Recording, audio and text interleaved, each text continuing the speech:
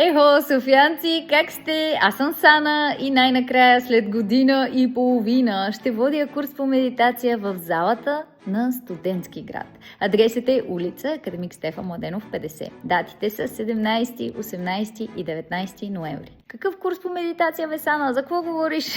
Всъщност, курсът по медитация се казва Сахадж Самади. Сахадж значи нещо естествено, безусилно, а самади е това дълбоко състояние на нашето собствено съзнание. Какво си има предвид? Има се предвид, че по един естествен начин, напълно безусилно ние достигаме или преживяваме това дълбоко състояние на нашето съзнание, което всъщност е нашата истинска природа.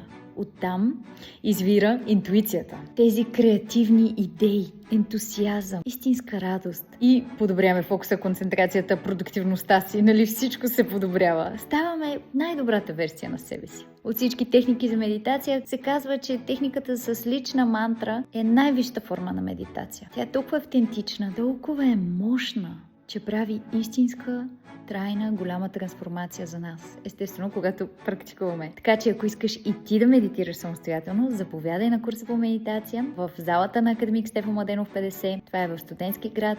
Курсът е 3 дни, 17, 18 и 19 ноември. Ще се радвам да се видим там.